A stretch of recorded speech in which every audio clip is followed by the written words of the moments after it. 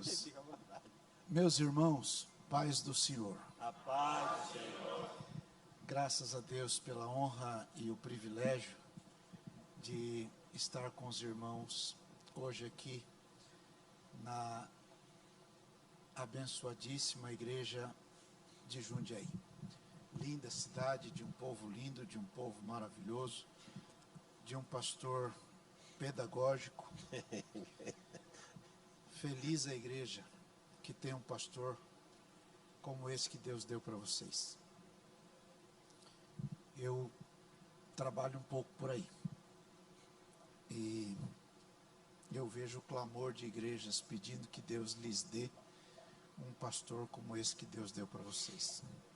Vocês devem louvar muito a Deus por isso. Quero louvar a Deus pela vida do pastor Caires. O pastor Caires é professor de nós todos.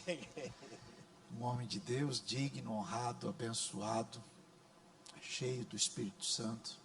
Pastora Maria, Deus te abençoe muito. A senhora é uma escola para nós todos. Deus te abençoe muito. Deus abençoe o pastor Emerson. Glória a Deus pela sua vida. Deus te abençoe. Gente, eu estou feliz de ver vocês. Glória a Deus. Em 1987, eu servi a Deus dirigindo um trabalho do nosso ministério, onde os pais do pastor Emerson serviam a Deus lá, ele também, sol nascente em Jandira. Deus abençoe muito vocês, muito mesmo. Quero também, de igual forma, louvar a Deus pela vida de um amigo muito querido, que é o pastor Miqueias. Pastor Miqueias, Deus nos aproximou há diversos anos atrás, ele cuida das obras da DSM lá, tem um pouquinho de obras lá, ele que cuida delas. É um homem de Deus muito digno, muito abençoado, um privilégio para mim ser amigo dele, privilégio maior ainda saber que é meu amigo. Deus abençoe a ele, a Adriane e a Elô. A saudação da minha esposa, das minhas filhas, os irmãos aceitam? Hoje tem 3 obreiros servos de Deus. Os 3 são melhores do que eu, sabem mais do que eu e pregam mais bonito que eu. Mas hoje só vão me ajudar mesmo. Deus abençoe os irmãos. Acho que eu já falei demais. Deus abençoe os coordenadores da escola. Glória a Deus pela vida dos irmãos. Pastor Caires me orientou a falar com os irmãos sobre a aprovação do obreiro mediante o seu desempenho ministerial. É disso que nós vamos conversar. Legal? Então digam comigo aí. Aprovação do obreiro mediante seu desempenho ministerial. É disso que nós vamos conversar. Não me tenham por pregador, porque não o sou. E quem me comprar por pregador vai perder muito dinheiro. Então, eu sou só um pastor. Obrigado. Glória a Deus. Eu sou só um pastor que quero conversar com os irmãos acerca desse texto. Daqui a um mês e pouco, completarei 39 anos de serviço pastoreando igreja. Então, nunca aprendi a pregar. Então, nós vamos conversar. Combinado? Combinado? Segundo livro, ou segunda carta, ou segunda epístola, ou segundo bilhete de Paulo para o Timóteo, capítulo é o número 2, e como já nos disse o pastor Caires, o texto que nós vamos usar é o verso 15. Eu quero pedir aos irmãos que me permitam ler também o 14. Então, 14 e 15. Pode ser? Pode ser? Vocês me ouvem bem? Eu não falo muito mais alto que isso, gente. É daqui para mais baixo. Então, se os irmãos não ficarem tristes comigo, eu agradeço. Segunda carta de Paulo a Timóteo, capítulo 2. Oh, obrigado, irmão. Deus te abençoe. Capítulo 2, onde que é? Valeu, irmão. Deus te abençoe. Capítulo 2, versos 14 e 15. Traz estas coisas à memória, ordenando-lhes diante do Senhor que não tenham contendas de palavras, que para nada aproveitam e são para a perversão dos ouvintes. Procura apresentar-te a Deus aprovado, como obreiro que não tem de que se envergonhar, que maneja bem a palavra da verdade. Amém? Amém. É isto. Podemos assentar, queridos.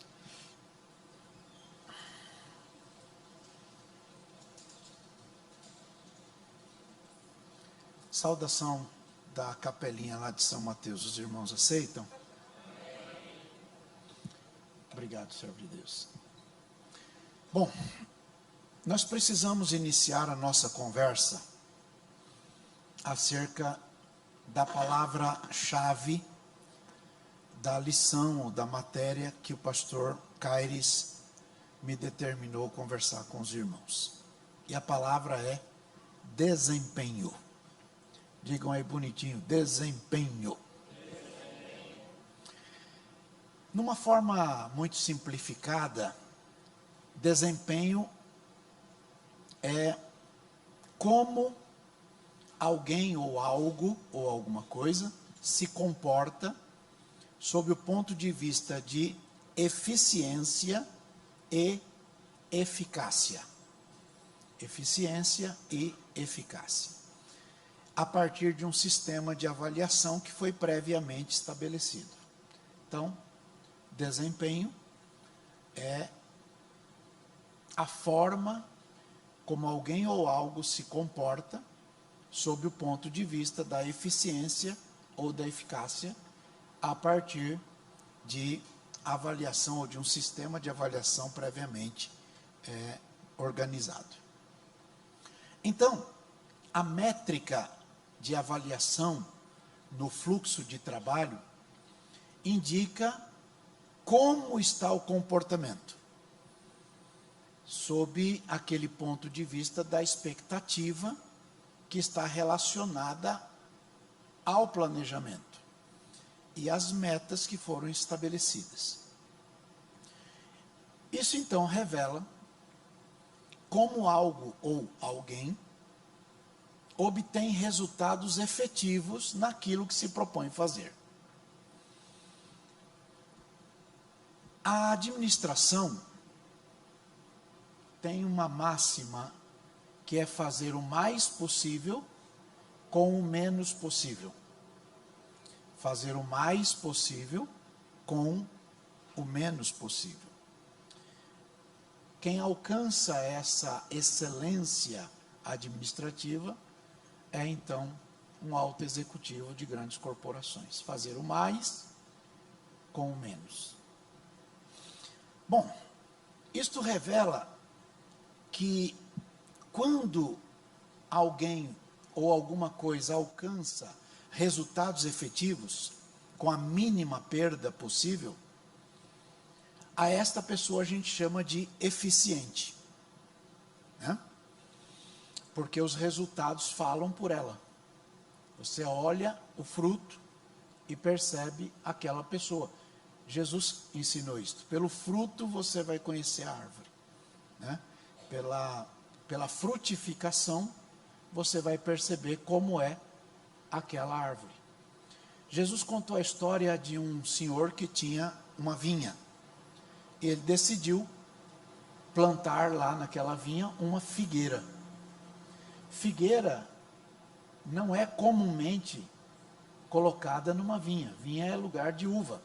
Vocês estão na região aqui de Parreirais, né, de uva. A figueira é uma árvore alta. A parreira, a videira, não. A figueira projeta sombra sobre as uvas. De longe alguém vê a figueira. De muito longe, ela se destaca entre as parreiras de uva. Ela é grande. Mas Jesus conta a história de que um homem tinha uma figueira plantada lá, e ele foi buscar fruto naquela figueira 3 anos seguidos. Não achou. Então, ele é o dono, determinou que fosse cortada a figueira. E ele disse a razão. É que aquela figueira estava ocupando espaço inutilmente. Inutilmente. Jesus que falou isso. Então, a gente tem que se perguntar: qual é a culpa da figueira? Porque ela não pediu para nascer ali. E ela não escolheu o endereço onde nascer. Ela foi plantada lá. E de repente alguém vai buscar fruto numa figueira que não pediu para nascer e não deu o endereço onde queria ser plantada. E não viu fruto e mandou cortar. Então o vinhateiro, que cuidava daquela região, fez um pedido para a preservação da figueira. Qual é o pedido? Me dá um prazo de 1 ano. Eu vou fazer 2 coisas. Primeiro, vou afofar a terra. Segunda coisa, eu vou estercar a terra. Todo mundo sabe o que é esterco? Sim ou não? Diga aí, subproduto do sistema digestório. Ficou chique, né? É isso aí. Então, afofar a terra, colocar esterco. Qual o objetivo? Que ela frutifique. Então, há alguns momentos na vida que o vinhateiro precisa fazer isso. Porque às vezes a figueira é poderosa, diz, ninguém me move, e aí precisa afofar a terra para entender que não é tão seguro quanto pensa. E segundo, colocar um esterco no pé. Aí ele olha para baixo e diz, isso não está me cheirando bem. Mas o objetivo era que a figueira produzisse fruto. Para quê? Para que ela não mais fosse considerada como alguém que ocupa espaço inutilmente. Quem contou isso? Jesus. Então veja, a Bíblia Sagrada nos mostra a igreja em algumas figuras. Uma delas é o corpo. E a Bíblia diz que Deus colocou os membros no corpo, cada um como Ele quis. Então, se estamos no corpo, devemos dar graças a Deus porque estamos no lugar que Deus quis. Agora, se a gente não está no corpo, a gente fica o tempo todo brigando para estar num lugar aqui, lá, ou lá, ou lá, ou lá, porque ele não foi posto no corpo ainda. E se não está no corpo, ele fica almejando o lugar do corpo que ele acha que é legal para ele.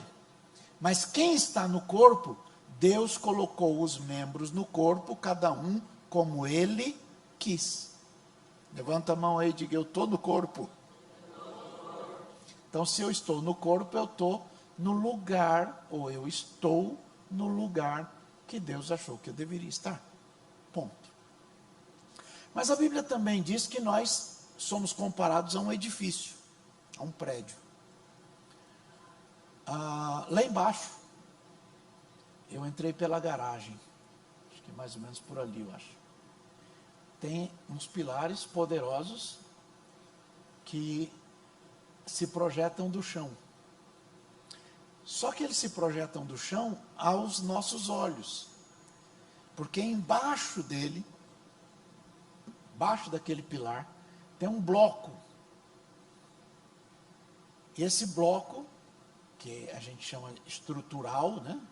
É uma sapata com algumas brocas para dar firmeza. Então, aquilo que dá firmeza sustenta o prédio todo. A coluna está bonita, a janela está bonita, o forro está bonito, o púlpito está lindo, as portas são maravilhosas, mas tudo isso está sustentado, fundamentado naquela base. No livro de Hebreus está escrito: a fé é o bloco, o firme fundamento, a sapata, a base de estrutura. A fé é isso aí. A fé então não é vista. A gente vê os efeitos da fé. A fé fica sustentando o que está aparente. Pela fé nós cremos que os mundos foram feitos pela palavra de Deus, de modo que aquilo que se vê não foi feito do que é aparente. Então, se nós somos comparados com o edifício, alguns de nós, e aqui não tem nenhum, estou falando lá de São Paulo, da Zona Leste, alguns acham ser bonito a tinta, porque a tinta aparece, todo mundo que tira foto, a tinta está lá. Mas atrás da tinta tem o reboco, que é composto de cimento, areia e algum outro produto de agregar. Atrás dele tem os tijolos, que são entremeados com argamassa. E isso tudo fica sustentado um em cima do outro, até chegar lá embaixo. Então, se nós somos do edifício, o mais importante é saber que nós estamos no edifício. A parte não nos compete dizer, eu quero estar ali ou lá. O mais importante é estar no lugar que Deus entendeu que a gente deveria estar. Por isso que a Bíblia também fala no capítulo 12 do livro de Coríntios, que a gente é comparado ao corpo humano no seguinte sentido. O cotovelo não pode dizer para o dedo mindinho que não precisa dele.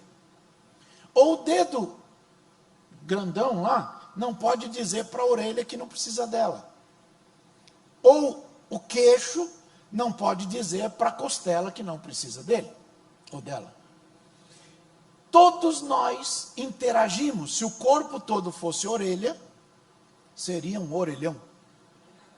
Se o corpo todo fosse nariz, seria um narigão. Mas o corpo só é corpo porque ele é composto dos seus membros. Então Deus colocou cada um no seu lugar. E às vezes a gente fica preocupado em ocupar lugares aos quais Deus não achou que a gente devia estar. E a gente fica às vezes pensando em honrarias. Mas se você continuar lendo o mesmo texto, você vai perceber que as partes do corpo às quais a gente atribui menor valor, a estas nós honramos mais.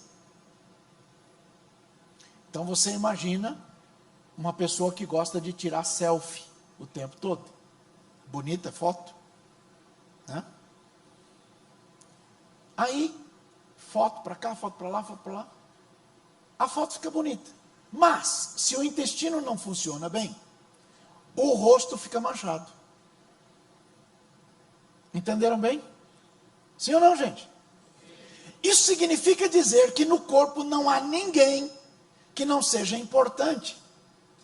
Todos nós, indistintamente, colocados por Deus, somos importantes no lugar que Deus estabeleceu para que nós estivéssemos lá. Então, a partir daí, a gente precisa pensar sobre a eficiência no desempenho daquilo que Deus nos deu a fazer. A eficiência, então, se refere ao modo como se faz as coisas, irmã Sara. A forma que nós agimos é que vai mostrar ou não a eficiência. Isto requer uma apreciação da segunda palavra, que é eficácia. A eficácia é a geração do efeito desejável no desempenho que a gente faz efetivamente. Está muito difícil? Não, né? Legal. Então a gente tem que o eficaz faz tudo o que é certo, com o objetivo de ter reconhecido o alcance desejável daquilo que se propôs fazer. Logo, não basta ser eficiente, tem que ser também eficaz. A partir disto, a gente precisa avaliar o resultado do obreiro, e é isto que o pastor Caires me pediu para conversar, que é a aprovação do obreiro mediante o seu desempenho. Bom, sob a ótica do Senhor, o desempenho tem que ser permanente. João capítulo 15, verso 16, eu acho que vocês sabem de cor. Diz assim: não me escolhestes vós a mim, mas eu vos escolhi a vós, e vos nomeei. Para quê? Por qual razão? Por qual motivo? Qual objetivo? Para que vades e deis fruto. Só isso? Não. E o vosso fruto? Então não é só dar fruto. É dar fruto que seja permanente. Aí tem um ponto e uma vírgula. A fim de que tudo quanto ao Pai pedirdes em meu nome, Ele vô-lo conceda. Então, o objetivo é que o Pai ouça e conceda. Esse é o objetivo. A fim de que? Esse é o objetivo, que o Pai ouça e atenda.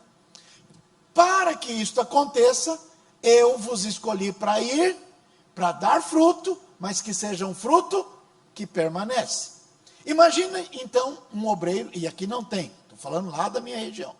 Obreiro que vai para um lugar e o negócio cresce e vira um movimento importante, e todo mundo concorrendo para estar lá, e de repente um dia o Espírito Santo fala com o anjo da igreja para modificar aquele obreiro para outro lugar. Aí o obreiro sai e acaba tudo.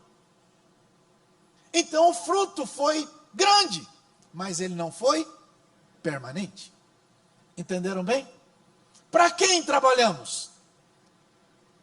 Para Deus. Por isso Paulo, falando a Timóteo, diz que nós devemos servir não como para agradar aos homens, mas para agradar a Deus. Porque se a gente agradar a Deus, a gente vai ter o respeito dos homens. Entenderam bem, sim ou não? Então vamos adiante. Jesus nos dá uma lição muito importante. O Pai quer nos ouvir. Ele quer atender às nossas orações. É desejo do Pai. Aliás, Jesus disse: até agora nada pedistes. Pedi e recebereis, para que a vossa alegria seja completa. Chacoalhe o colega e diga tradução. Diga, tradução. Vai orar, irmão. Entenderam? Sim ou não? Legal. Deus não procura especialistas. Deus nunca procurou especialistas. Deus procura disponíveis. Vou dizer de novo. Deus nunca procurou especialistas. Nunca. Ele procura disponíveis. Um dos profetas da antiga aliança diz: eu não era profeta, eu era um boiadeiro. Mas Deus arruma um jeito de buscar gente que é improvável. O que vocês falam de um sujeito que nasceu em Carapicuíba?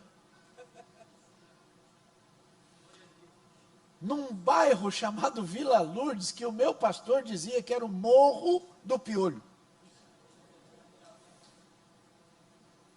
Mas Deus vai buscar gente assim.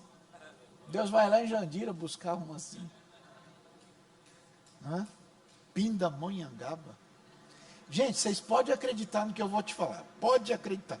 Deus é capaz de salvar gente de Limoeiro, no Pernambuco. Tem algum pernambucano aí? Misericórdia, tem. Ele é de lá.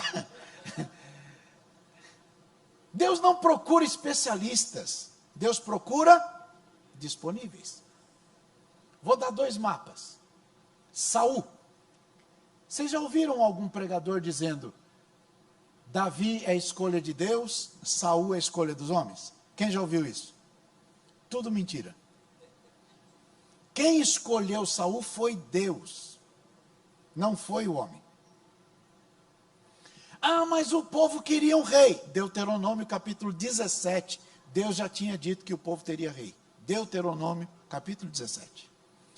Então, não é a escolha do homem, é a escolha de Deus. Deus disse para o profeta Samuel: fica em tal lugar, porque eu vou mandar o homem que você vai ungir rei de Israel. Eu vou mandar.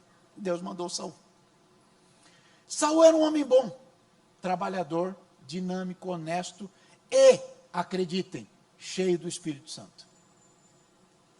Foi Saul quem organizou o exército, o sistema de arrecadação, fronteiras, organizou o país todinho. Fez um grande governo, 40 anos. Onde ele errou? Passou do que devia. Deus disse para o Saul: você foi muito bobo. Porque se você tivesse obedecido, o Senhor teria confirmado você e toda a tua descendência para sempre. Deus disse isso para Saul. Mas, já que você arrumou um jeito de desobedecer, eu já achei outro melhor do que você. Deus disse isso para ele. Chacoalhe o colega e diz: você acha que é muita coisa? Deus já achou outro melhor do que você. Entende? E Davi foi e assumiu, e vocês conhecem a história. Outro homem chamado Eli. Ele era um profeta de Deus sério, digno e honrado. Foi juiz em Israel, além de profeta. Um homem de Deus, cheio de Deus. Trabalhou muito, serviu muito tempo. Mas chegou um tempo que ele perdeu o governo dos filhos. E aí começou a ter umas coisas que não eram as mais adequadas. Deus chamou ele a atenção, 1 vez, 2, 3. Ele não deu bola. Então Deus mandou o profeta falar com ele. Disse: olha, na verdade, está escrito desse jeito: na verdade, eu tinha dito que você e a casa do teu pai serviriam no altar perpetuamente. Mas, por causa do teu comportamento, longe de mim tal coisa, porque aos que me honram, honrarei, mas os que me desprezam se tornarão envilecidos. Envilecidos é tornado vil, vil é sem valor, imprestável. Entenderam bem? Então, eu disse, mas o seu comportamento está fazendo que eu mude. 2 casos. Olha então para o vizinho e diga: fica esperto, irmão. Nós não estamos onde estamos porque merecemos, mas porque o Senhor nos chamou. Então devemos zelar por aquilo que Deus nos deu a fazer. Entenderam bem, sim ou não? Muito bem. Deus espera que o fruto alcançado nele seja permanente e não volátil. E outra coisa, Deus se compromete a responder às orações daqueles que frutificam permanentemente ou que são eficazes. Então não basta frutificar, o fruto tem que permanecer. Há momentos em que a angústia e a decepção cega os olhos. E isso é ruim. muito ruim. Quando os obreiros de Jesus foram convidados para ir orar com ele, eram 3 homens. Jesus voltou, a Bíblia diz que eles estavam dormindo de tristeza. Dormindo de tristeza. Existe um momento na vida que a tristeza é grande. E a tristeza é um problema. Porque se ela não for cuidada, ela domina.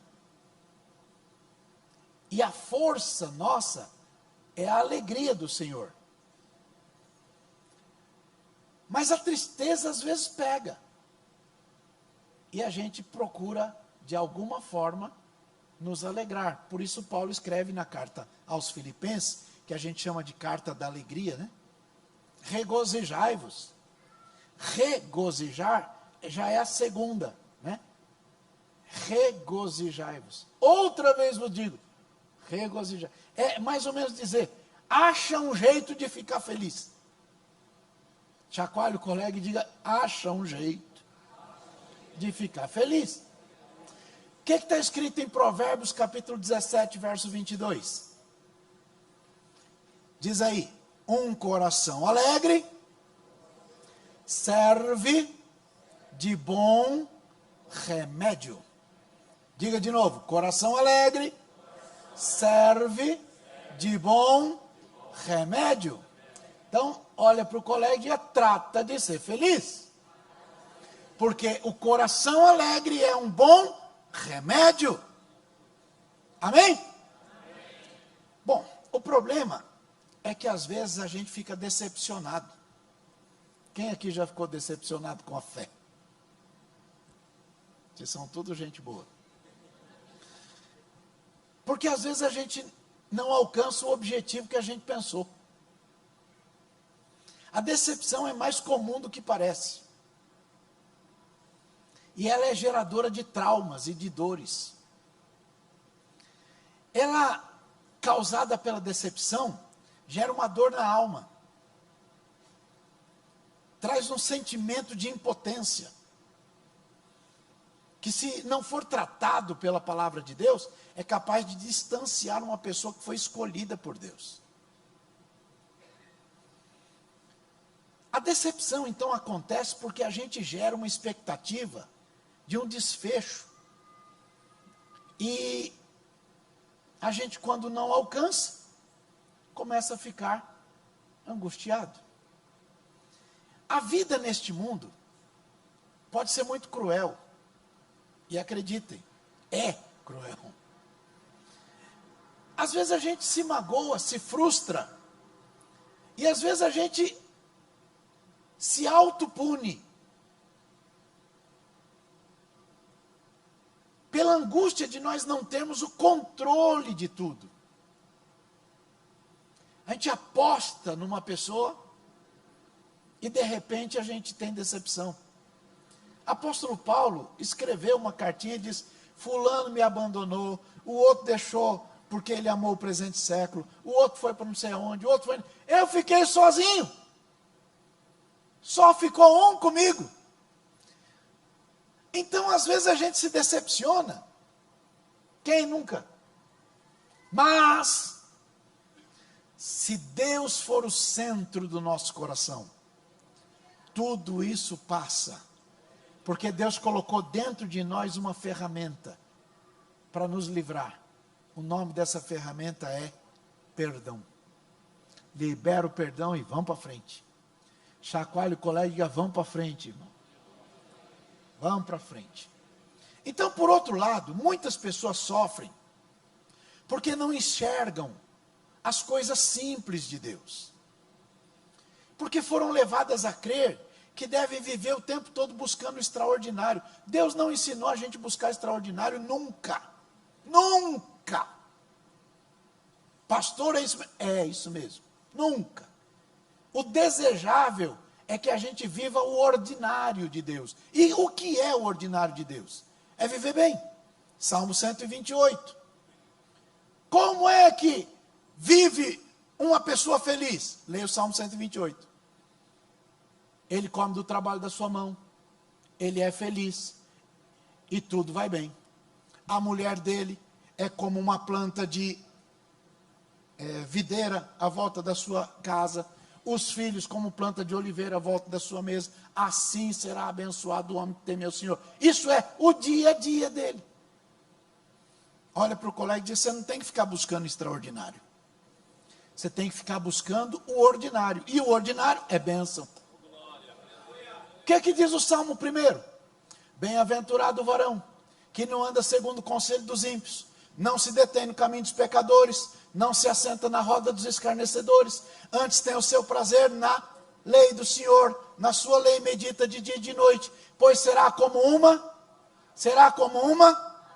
olha para o colega e diga: prazer, árvore. Pois será como uma plantada junto a ribeiro de águas, a qual dá o seu fruto na estação própria, e cujas folhas não caem. Estenda a mão. Olha para a mão bonita aí. Sua mão é bonita, hein? Olha para ela. Balança o dedinho aí. E tudo quanto fizer,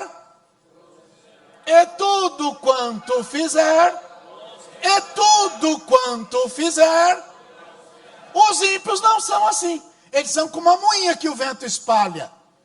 Porque Deus conhece o caminho dos justos, mas o caminho dos ímpios perecerá. Olha para o colega e diga: você não é dos ímpios. Então o ordinário de Deus é que você seja abençoado todos os dias. Deuteronômio 28 diz: estas bênçãos virão sobre ti e te alcançarão. O que quer dizer? Que eu vou andando e a bênção vem junto, e a bênção vai me alcançar. Eu não tenho que buscá-la, ela vem ao meu encontro. E isto é viver na presença de Deus, do jeito que Deus quer. Quem não consegue isto, fica o tempo todo buscando uma campanha de extraordinário, não sei aonde. Entenderam bem, sim ou não? Bom, por outro lado, muitas pessoas sofrem porque não conseguem viver a simplicidade que há em Cristo Jesus. Olha para o colega e diga: o simples é bonito, irmão. Diga: o simples é bonito. No Novo Testamento, nós temos diversos irmãos antigos que viveram frutificando eficazmente. Vou lembrar de um: Noé. Noé é o símbolo do obreiro perseverante. Noé é o símbolo do obreiro perseverante. É isso, pastor? É. Ele fez alguma cruzada? Não sei. Ele fez algum movimento gigante? Não sei. Mas por causa de Noé, a raça humana está aqui. Se não tivesse Noé, a gente estava tudo lascado no dilúvio. Isso é eficácia. Entenderam bem? Sim ou não, gente? No segundo livro de Pedro, capítulo 2, verso 5, diz que Deus não perdoou o mundo antigo. Deus não perdoou o mundo antigo. Mas guardou a Noé, a quem Deus chamou de pregoeiro da justiça.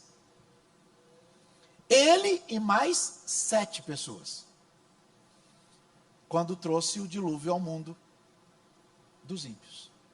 Então, Noé trabalhou muito. Alguém deve ter chamado ele de doido. Como é que você vai fazer um barco num lugar que não tem rio? Como é que você diz que vai chover se nunca ninguém viu uma chuva? É que Deus falou. E quando Deus fala, pronto. Olha para o colega e diga: quando Deus fala, pronto. Deus sustenta o que fala.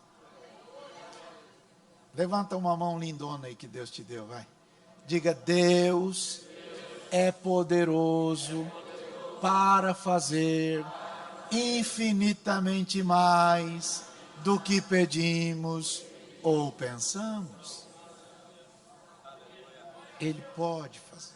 Então, quando Deus fala, descansa. Alguém diz, mas e quando a gente dá uma balançada? Você acha que Deus não sabe?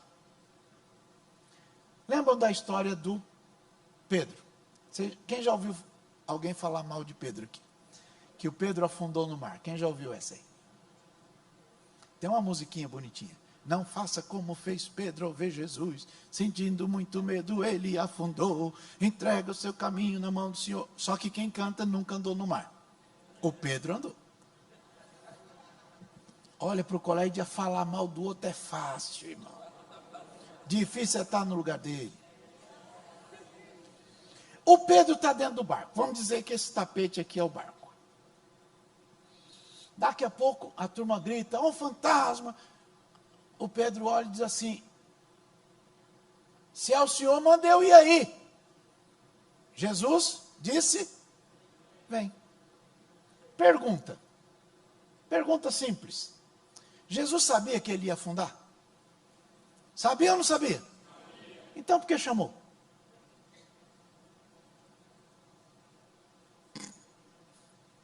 Vem! E ele foi. Aí ele sai do barco e está andando. No meio do caminho teve lá os probleminhas. Quem é que nunca tem problema aqui? E aí ele afundou. O que ele fez? Gritou. Jesus estendeu a mão. Trouxe ele de volta. Você acha que Jesus pôs ele no cangote aqui? Carregou ele no colo? Cavalinho, assim? Não. Aí ele tem que voltar para o barco. Ou não? Então vamos andar junto de novo.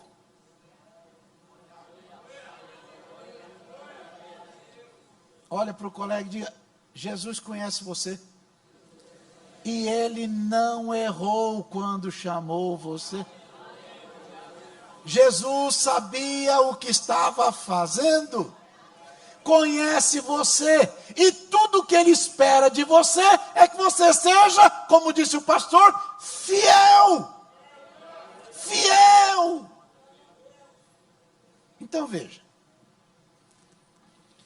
Jesus disse assim, Mateus 24, 37. Como foi nos dias de Noé, assim será também na vinda do Filho do Homem. Porquanto, assim como nos dias anteriores ao dilúvio, as pessoas comiam, bebiam, casavam, davam-se em casamento, até o dia que Noé entrou na arca. Só que Jesus diz uma coisa, e não o perceberam. Então tem coisa que obreiro, chamado por Deus, que servos de Deus, constituídos pelo Senhor, fazem, que a turma não percebe. A turma não percebe. Por isso, João escreveu que aqueles que são nascidos do Espírito, discerne bem a todos, mas de ninguém é discernido. Por isso, todos nós, irmãos, devemos andar focados no céu. Porque tem gente que diz assim, não entendo esse irmão. Não vai entender nunca. Porque os que são guiados pelo Espírito não são discernidos por gente que anda na carne. Não vai dar certo. Então veja, isto clama por outra palavra importante. Então falamos de desempenho, falamos da eficiência, falamos da eficácia, agora temos que falar da perseverança. Noé trabalhou 120 anos para fazer um barco. Às vezes a gente desiste no primeiro ano. Chacoalhe, colega, diga, desiste não, irmão. Desiste não. Você não sabe o que vem ali depois da próxima esquina. Desiste não. Pior é quando aparecem alguns mensageiros, não sei bem de onde, e começa a fazer alguns convites interessantes. Irmão, Deus tem uma chamada com você, e o homem está impedindo o seu chamado. Quero te dar um conselho. Conselho de um irmão. Se Deus tem alguma coisa com você, e o homem está impedindo, conselho, muda de Deus. Muda de Deus. Porque se Deus quer e o homem impede, esse Deus é fraco demais. Merece você não. Muda de Deus. Não, mas você tem um chamado lindo e o homem está impedindo. O que Deus quer fazer, ninguém impede. Levanta a mão aí e diga: ninguém impede o que Deus quer. Como que funciona? Deus chama, a pessoa começa a se movimentar, a igreja reconhece, o ministério consagra. É assim, desde sempre. Deus chama, a pessoa começa a se movimentar. Ele chega um dia, olha o banco que está meio torto. Aí diz assim: banco torto. Vai no outro dia, banco torto. Terceiro dia ele diz assim: será que ninguém vê, só eu estou vendo o banco torto? Quem sabe Deus esteja chamando você para arrumar o banco que está torto. Irmão, faz 4 cultos que eu chego e aquela lâmpada ali está piscando. Será que ninguém vê? Quem sabe Deus chamou você para arrumar a lâmpada. Chacoalhe o colega e diga: Deus chama. Pessoa se movimenta. Vem ao coração do anjo da igreja. O ministério consagra. Simples assim. Entenderam bem, gente? O problema é que às vezes a gente quer botar o carro na frente do boi. E aí dá ruim, gente. Capítulo 11, verso 7 do livro de Hebreus está escrito assim: pela fé, Noé, divinamente avisado das coisas que ainda não se viam, temeu, e para a salvação da sua família, preparou a arca, pela qual ele, Noé, condenou o mundo. Quem condenou o mundo? Noé. E ele, então, Noé, foi feito herdeiro da justiça, que é segundo a fé. Então, irmãos, às vezes o nosso comportamento expõe e vence coisas que nos são contrárias, sem que a gente precise brigar com ninguém. O eficiente desempenho de Noé condenou os que andavam em desacordo com a vontade de Deus. Isto revela a eficiência com eficácia no ministério. Desempenho com correção, diga aí, desempenho com correção. Eficiência naquilo que foi lhe dado fazer. Aqui não tem nenhum não, mas lá em São Paulo às vezes aparecem uns irmãos, você pede para fazer um negócio, ele faz de qualquer jeito. É estranho, gente. Irmão, pinta a parede. Aí ele pinta assim, larga, rodapé, tudo melado de tinta, não limpa. E aí a gente tem que chamar e falar: irmão, você não queria limpar o rodapé? Não, é que o senhor falou para pintar, não falou para limpar o rodapé. Né? Então, a perseverança com eficácia decorre da longanimidade de Deus. Na primeira carta de Pedro, capítulo 3, verso 20, diz: em outro tempo, alguns anjos foram rebeldes, quando a longanimidade de Deus esperava nos dias de Noé. Então, Deus tinha paciência. Deus sempre tem paciência. E aí a longanimidade de Deus vai dando tempo para este obreiro fazer alguma coisa, que aquilo que ele está fazendo vai condenar aquele que estão fazendo errado. Entenderam bem, sim ou não? Sim ou não, gente? Portanto, meus irmãos, fiquem firmes no desempenho das funções que Deus lhes deu a fazer. Eu posso ir até que hora? Umas 9h30, vocês aguentam? Suportam? Vão murmurar não? Então, continuem firmes no desempenho daquelas funções que Deus lhe delegou através do anjo da igreja. Trabalhem com eficiência. Busquem a eficácia nos seus feitos. Que o vosso fruto permaneça para a glória de Deus. Não, nada de fazer coisa meia boca. Faz bem, faz direito. Por outro lado, nós temos que aprender algumas coisas. Primeiro, não é inteligente desprezar a palavra de Deus. Diga aí, não é inteligente desprezar a palavra de Deus. Então, irmãos, pare, avalie, pense, reflita, absorva, obedeça. Deus vai te ajudar. Segundo, não fique imaginando que para Deus falar com você precisa de um negócio extravagante. Ele também pode fazer coisa extravagante, mas não necessariamente. Lembra do Elias dentro do buraco lá? Ele percebeu que Deus estava passando. Está escrito isso lá. E junto estava passando um vendaval. Barulhão de vento, de terremoto, pedra rolando. Ele olhou e falou, Deus está aí não. Deixa esse trem passar primeiro. Zerou aquilo. Uma brisa suave, tranquilo. Aí disse, Deus está aí. Aí Deus falou assim, vem aqui rapaz. Ele foi. Sabe o que Deus falou para o Elias?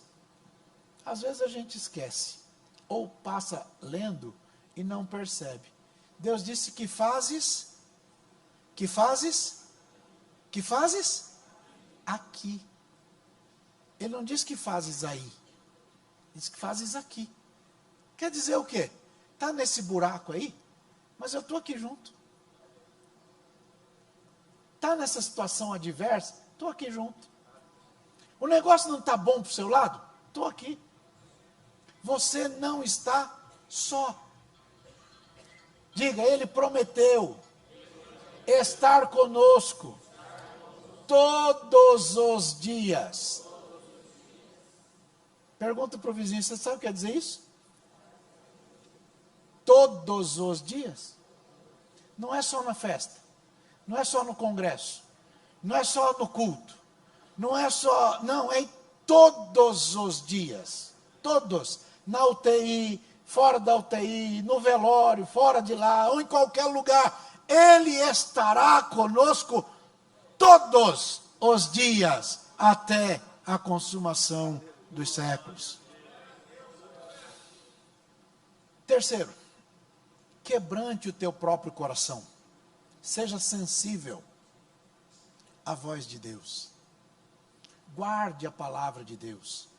O salmista uma vez escreveu assim, eu escondi a tua palavra no meu coração. Para quê? Qual o objetivo? O que me faz levar a esconder a palavra de Deus no meu coração? Ah, sim, para eu não pecar contra ti. Então, tudo que eu fizer em desalinho com a palavra é pecado, porque tudo que não é de fé é pecado. Entenderam bem? Jejue, não apenas com o propósito de alcançar alguma coisa nova, mas especialmente para quebrantar você, para que você seja mais sensível. Afaste-se do pecado, porque o pecado é que faz separação entre você e Deus. Não chame a presença de Deus apenas quando você precisa de alguma coisa extraordinária. Convide Deus para o seu dia a dia. Convide-o para as coisas simples do seu dia a dia. Não abra mão da companhia de Deus no seu trabalho, no trajeto, na escola, em casa, no seu quarto de dormir ou em qualquer lugar onde você estiver. Por quê? Livro de Atos, capítulo 17 diz, nele nos movemos, vivemos e existimos.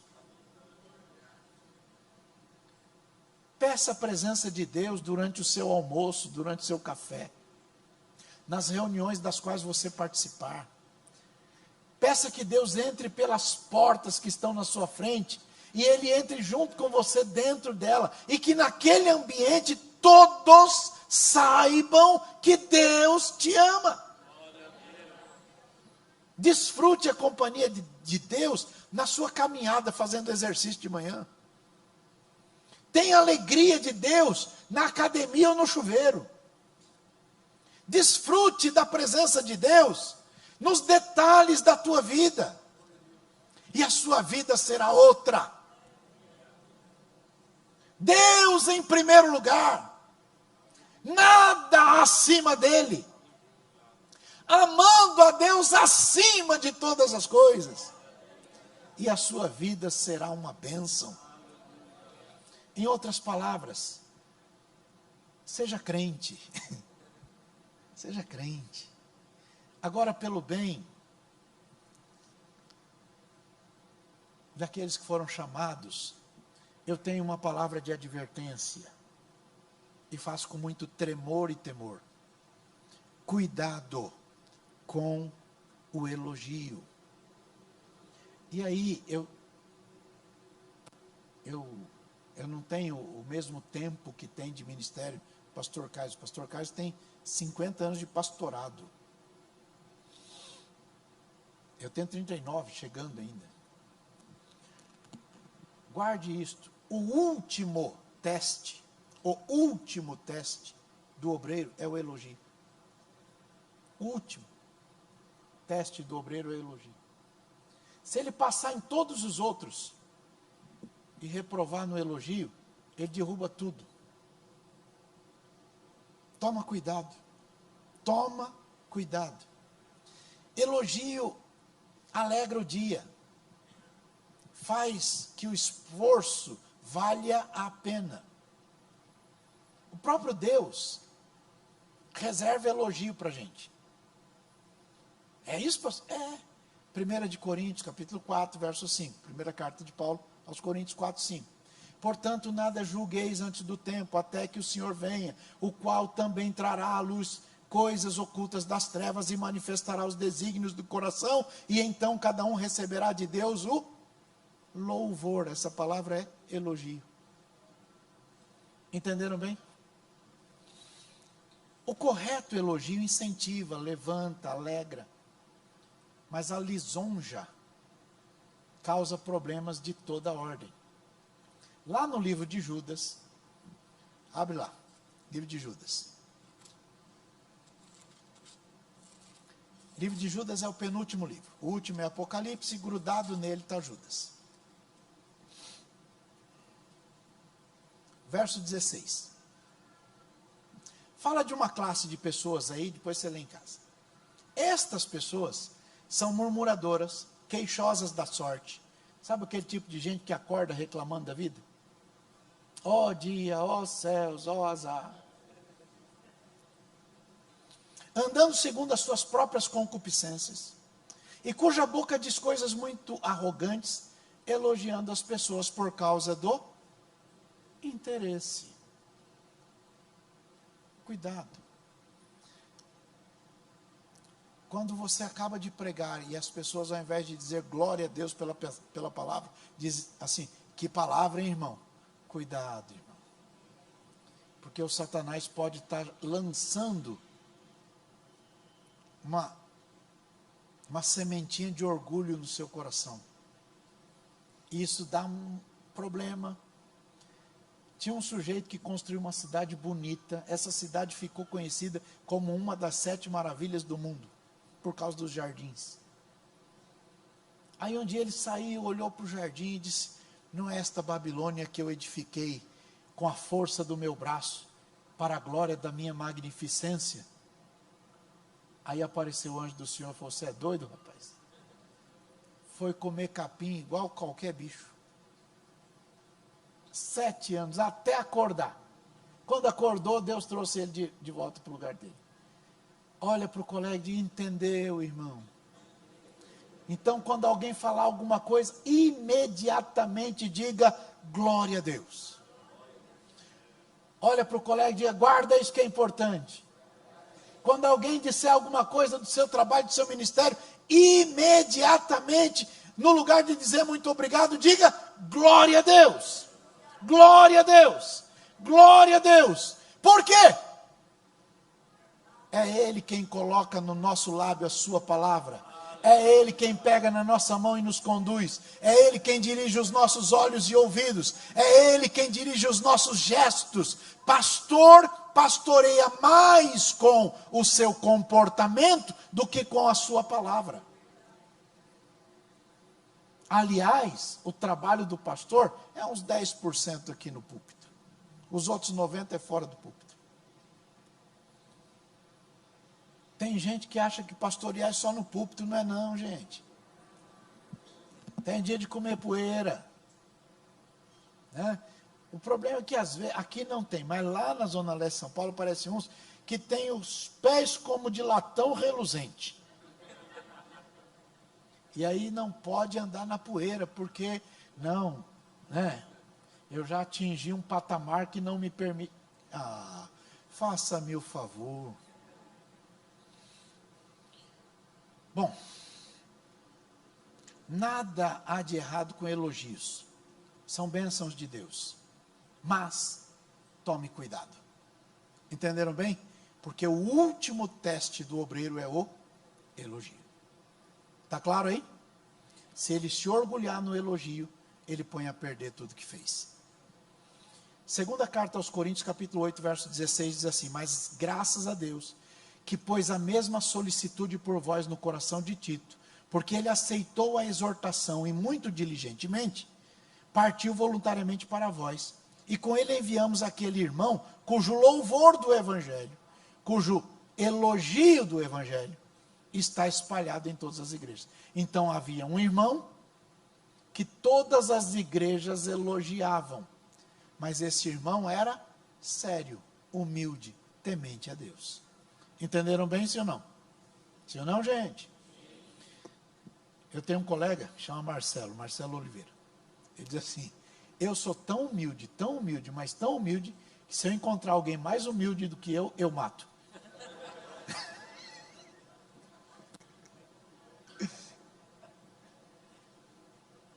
Se não houver filtros de humildade no receber elogios, os danos espirituais chegam. Tome cuidado. Primeira carta a Timóteo, capítulo 3, verso 6, diz que o obreiro não pode ser neófito. Para quê? Ensoberbecendo-se, não caia na condenação do diabo.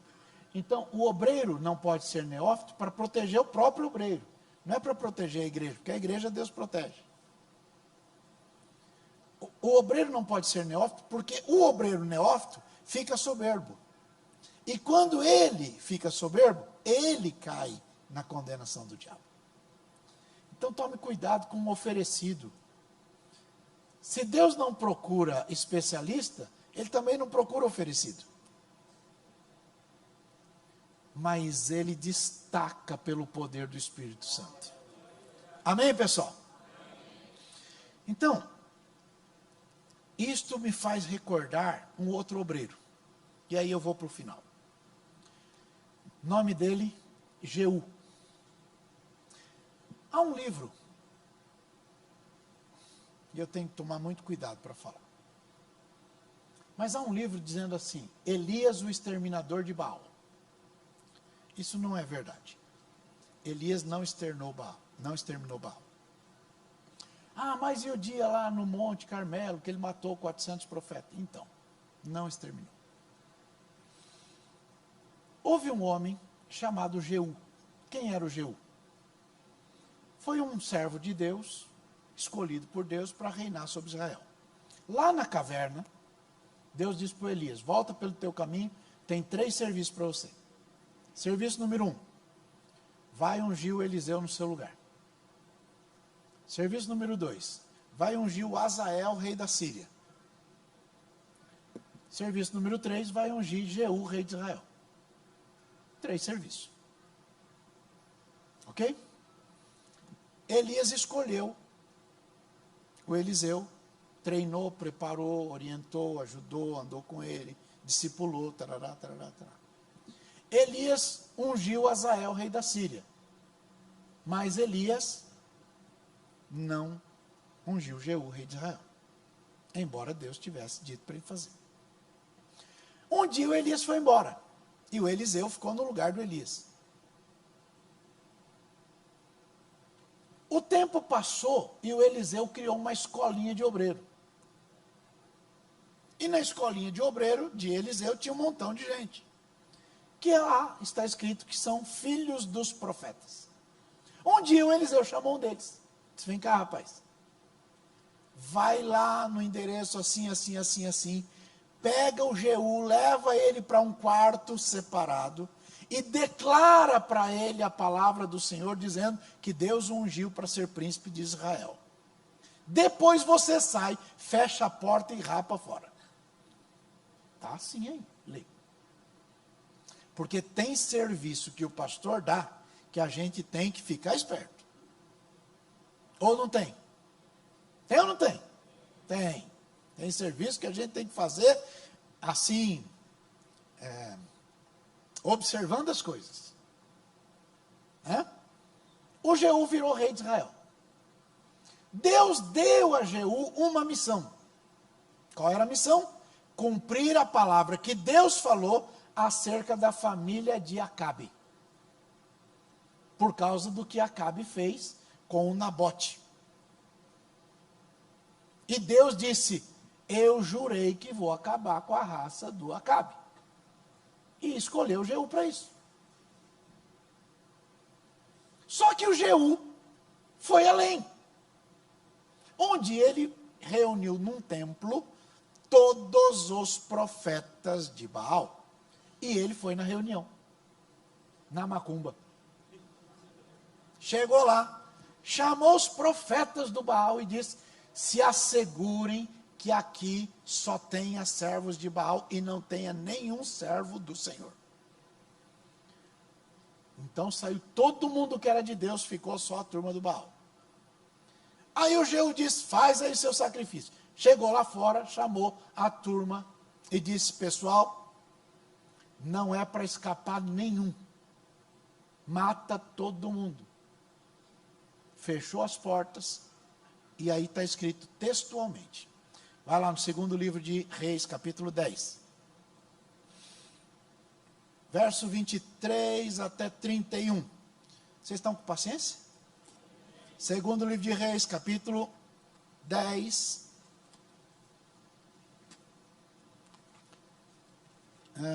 Verso 23 para frente. E entrou Jeú com Jonadab, filho de Recabe, na casa de Baal, e disse aos servos de Baal, examinai e vede bem que porventura nenhum dos servos do Senhor aqui haja convosco, senão os servos de Baal. Entrando eles a fazerem os sacrifícios e holocaustos, Jeú preparou da parte de fora 80 homens, e disse-lhes, se escapar algum dos homens que eu entregar em vossas mãos, a vossa vida será pela vida dele. Sucedeu que, acabando de fazer o holocausto, disse Jeú aos da sua guarda e aos capitães, entrai e feri-os, não escape nenhum. E os feriram ao fio da espada, e os da guarda e os capitães lançaram fora e se foram à cidade da casa de Baal. E tiraram as estátuas da casa de Baal e as queimaram. Também quebraram a estátua de Baal e derrubaram a casa de Baal e fizeram dela latrina. Latrina todo mundo sabe, né? Vaso sanitário. Até o dia de hoje, assim, leia, assim Jeú destruiu a Baal de Israel. Quem acabou com Baal de Israel não foi Elias, foi Jeú. Agora continue lendo. Porém não se apartou Jeú de seguir os pecados de Jeroboão, filho de Nebate, que fez pecar Israel, a saber, dos bezerros de ouro que estavam em Betel e em Dan. Pelo que disse o Senhor a Jeú, porquanto bem obraste em fazer o que é reto aos meus olhos, e conforme tudo quanto eu tinha no meu coração fizeste a casa de Acabe, teus filhos até a 4ª geração se assentarão no trono de Israel. Mas Jeú não teve cuidado de andar com todo o seu coração na lei do Senhor, Deus de Israel, nem se apartou dos pecados de Jeroboão, que fez pecar a Israel. Diga, tradução. Fez a obra de Deus direitinho, mas sem o coração em Deus. Assim há um montão de gente que faz a obra de Deus, mas o seu coração está longe de Deus. E aí você diz, mas olha que ó, então, mas o coração está longe. Então não basta fazer, o coração tem que estar em Deus para fazer. Por que eu prego? Para que alguém bata palma. Por que eu canto? Para que alguém elogie e fique chorando e mostrando o lencinho. Por que eu prego ou faço alguma coisa? Para que eu atinja número de não sei o que na internet? Então, qual é o objetivo? O que nos move? Chacoalhe o colega e diga uma pergunta simples, irmão. Por que você faz o que faz? Qual é a razão? Qual é a razão motivadora daquilo que você está fazendo? Por que você faz o que está fazendo? Por que você vem ao culto? Por que você canta? Por que você prega? Por que você testemunha? Por que você oferta? Por que você limpa? Por que te move? Se o seu coração não estiver em Deus, tudo isso é vão. Mas se o seu coração estiver em Deus, acredite. Acredite. Tem um galardão esperando você. Quer ver uma coisa legal? Isso é um copo. Está escrito na Bíblia assim: quem dá um copo de água para um profeta, na qualidade de profeta, tem galardão de profeta.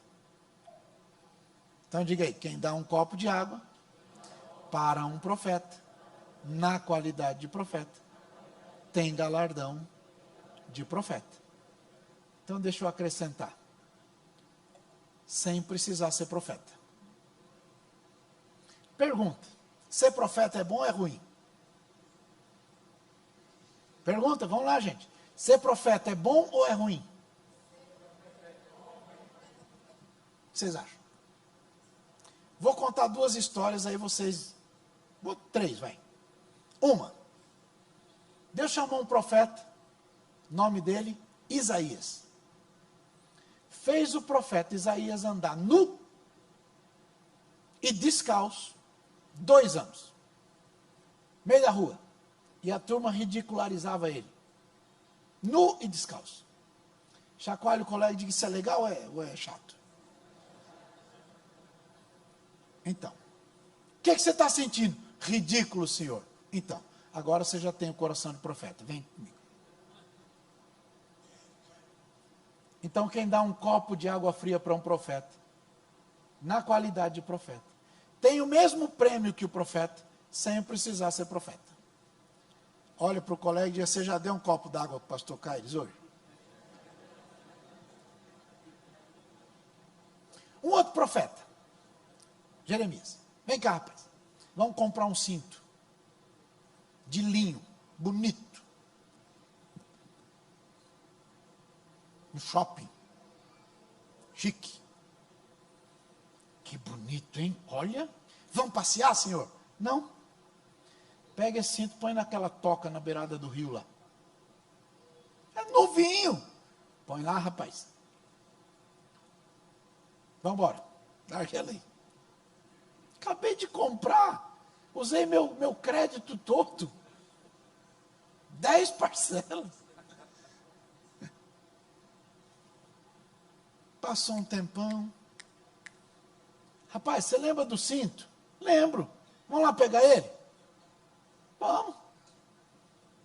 Pegou lá, embolorado, cheirando mal, meio apodrecido, esquisito. Que nojo. Põe o cinto. Que é isso, senhor? Põe o cinto, rapaz. Tá. Posso tirar? Não. Agora vamos passear na cidade.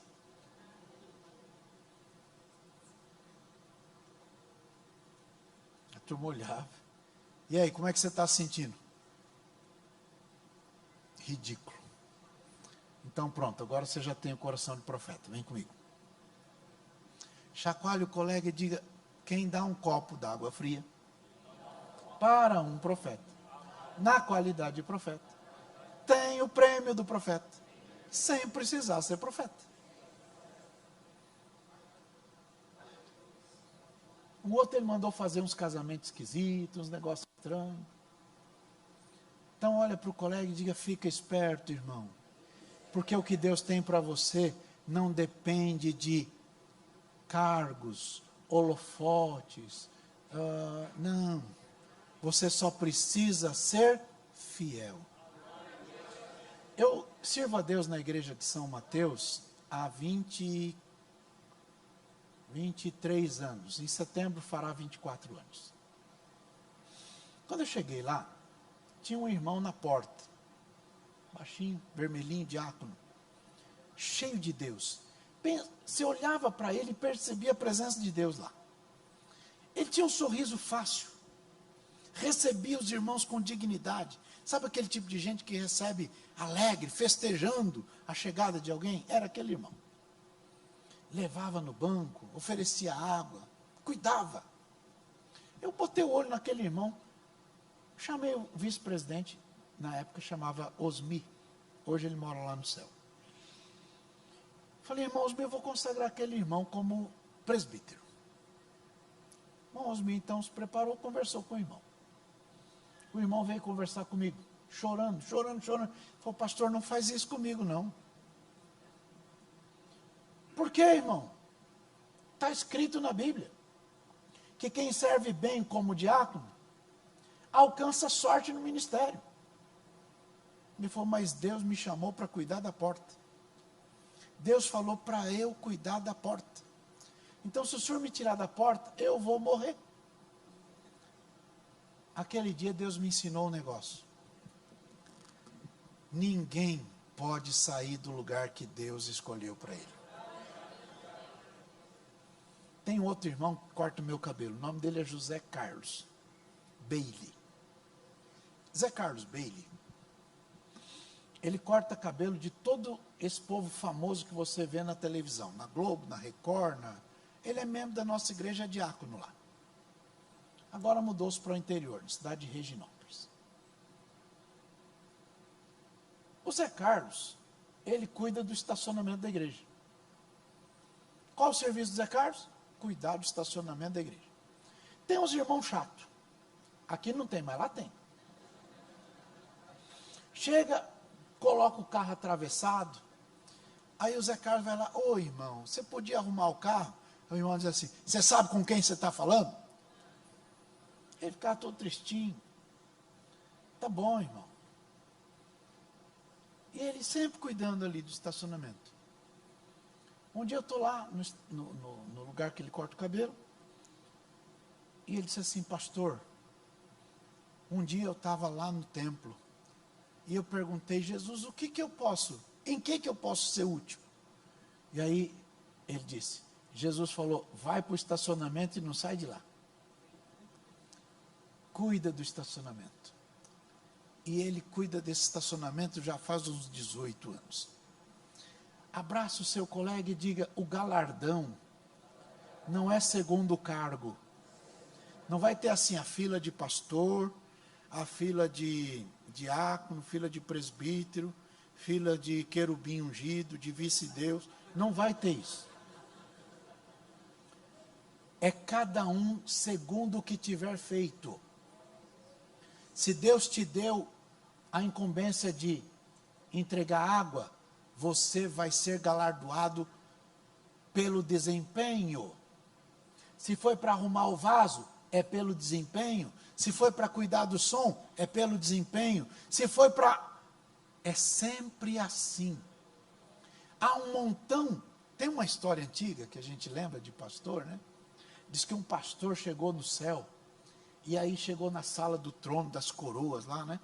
E ele viu uma coroa linda, se pensa numa coroa daquela de Carapicuíba mesmo, assim, né? Aí, ele falou: essa aí deve ser minha, né? Por quê? Porque eu prego e faz isso, e a igreja está assim, está assado. Aí, a ilustração diz que ele chegou lá, e levaram ele uma coroazinha menorzinha assim, Ele ficou frustrado. Falou, o dono dessa aí deve ser gente boa. Esse aí deve ser. Daqui a pouco chega uma irmãzinha da igreja que ele era o pastor. Aquelas irmãs que andam de chinelo de dedo assim, mas fervorosa. Passava os panos no banco para tirar poeira, né? E vai o anjo e dá aquela coroa gigante para a irmã. Ele falou, peraí, eu tenho uma reclamação aqui.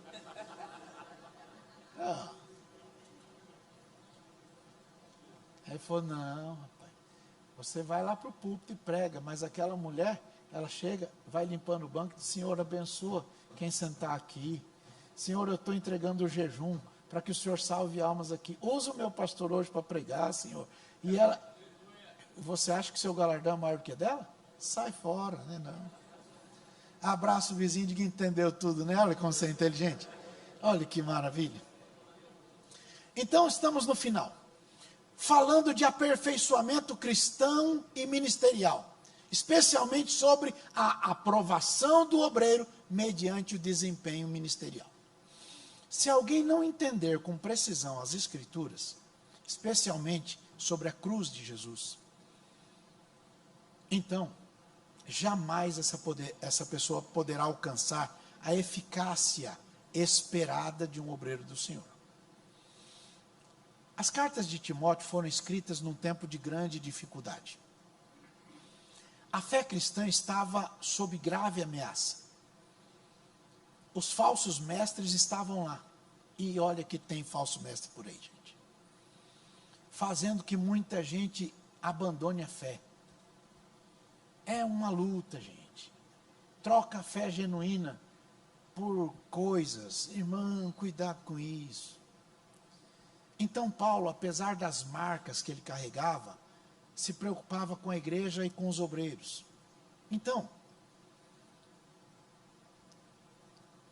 Paulo ensina que o evangelho é maior do que o obreiro. Diga bem alto isso.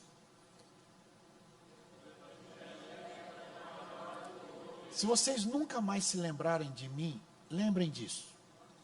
O evangelho é maior do que o obreiro. Guardem isso. No dia que uma pessoa for maior do que a instituição que ele representa, aquilo está falido. O evangelho é maior do que o obreiro.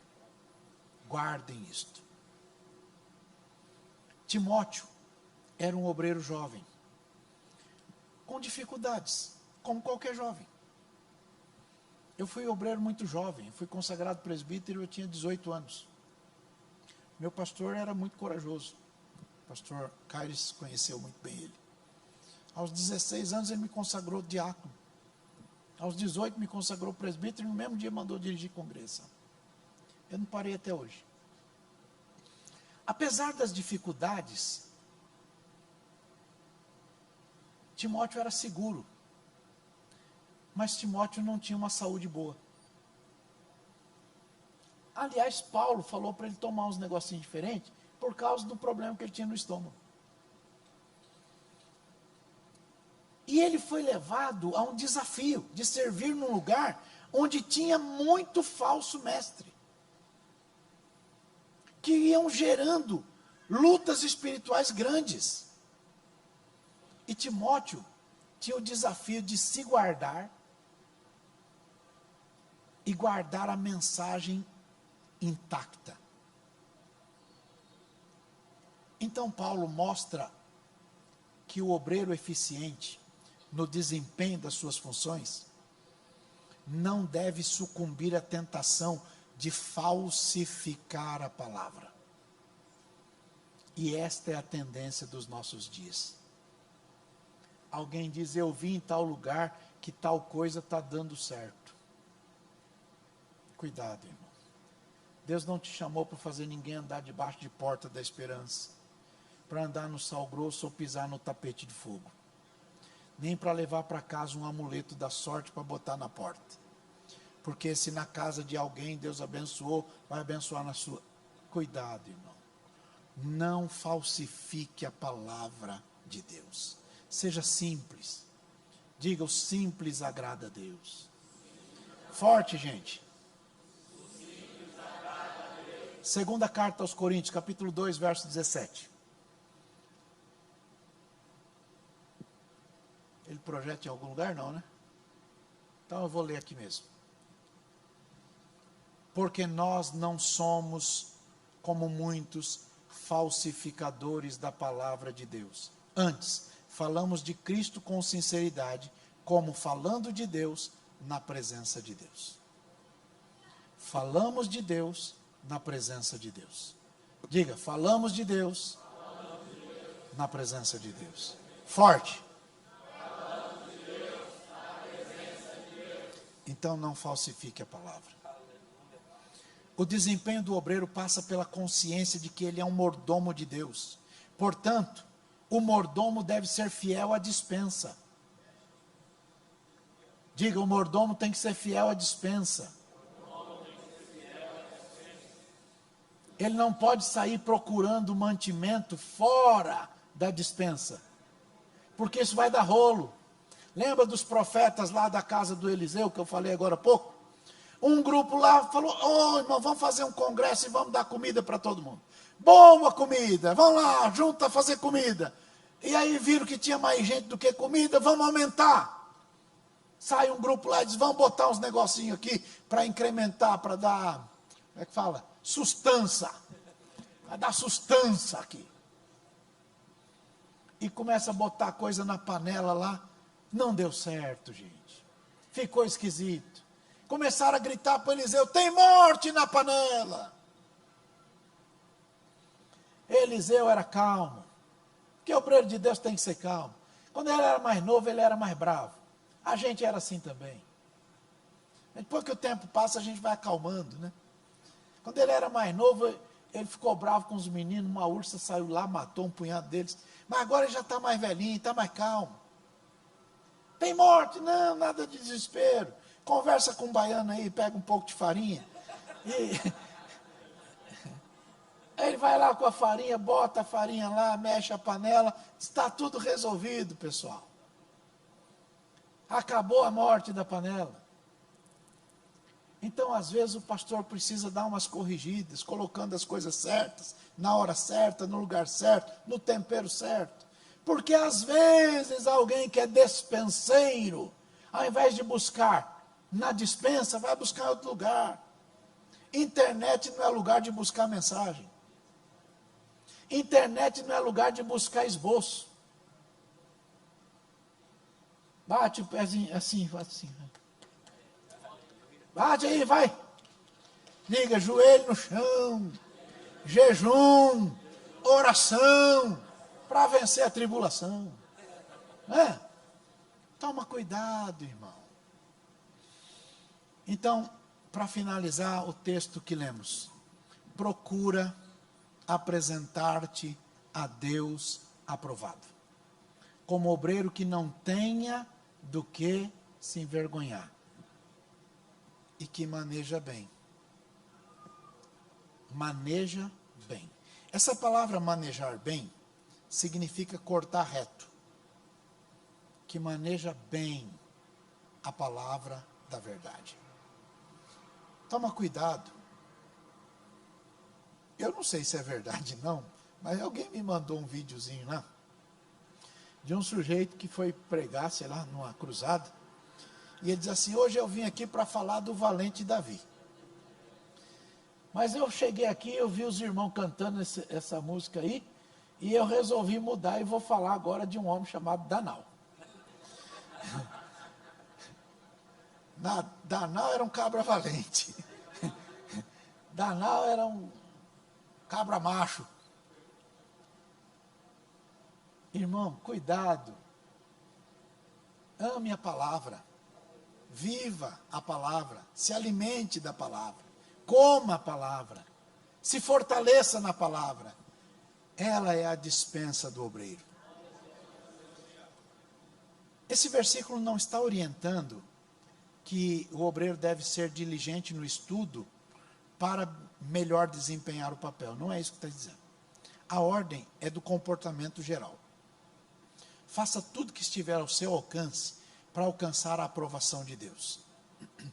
Para o seu ministério. E se você fizer assim, você vai viver e servir a igreja de Jesus. Levanta as duas mãos bem alto e diga: eu sei que na obra de Deus sempre tem vaga para quem quer servir. Ponto. Amém? Muitas pessoas possuem grande conhecimento, mas escandalizam o evangelho. E quando você vê alguém que vive o tempo todo escandalizando o evangelho, tenta identificar quem é essa pessoa. Mateus capítulo 13. Jesus disse que joio é o que causa escândalo. Quem falou isso? Jesus. Ponto. O que vive causando escândalo é joio.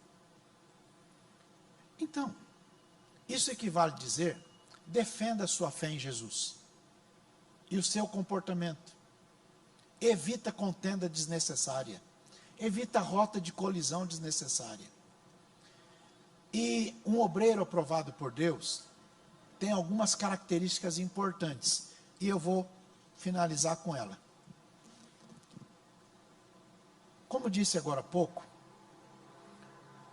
o pastor pastoreia mais com o exemplo do que com a pregação. Vou dizer de novo. Um pastor pastoreia mais com o exemplo do que com a pregação.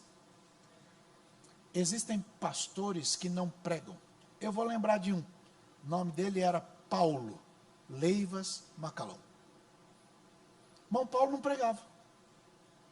Irmão Paulo subia no púlpito, contava uns testemunhos e falava do sangue de Jesus. Só isso que ele fazia. Contava testemunho e falava do sangue de Jesus. Um dia disseram para ele: para de pregar, que você não tem jeito para isso não. Você não nasceu para isso. Deixa que os outros irmãos que são mais preparados façam isso. Não, mas eu amo evangelizar. Então vai lá para o subúrbio lá.